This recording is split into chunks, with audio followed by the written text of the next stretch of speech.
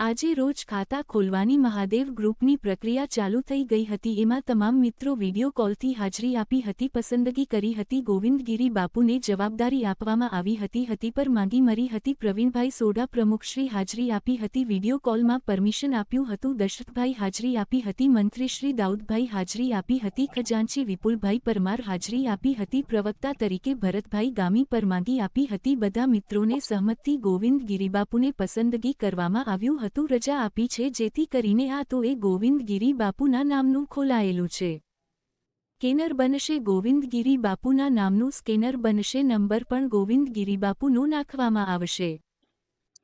આજે રોજ ગાંધીધામ ખાતે દાઉદભાઈ ગાંધીધામ ખાતે હાજરી આપી અને ખાતું ખોલાવ્યું હતું અને સાથે સાથે વિડીયો કોલ કરી અને તમામ મિત્રોને સહમતિ લઈને આ કાર્ય કરેલું છે, જેથી કરીને બધા મિત્રોએ રજા આપી હતી કે ગોવિંદગીરી બાપુની પસંદગી કરવામાં આવી છે। આવક જાવક ગોવિંદગીરી બાપુને સોંપવામાં આવી છે, બીજો નાખવામાં આવશે।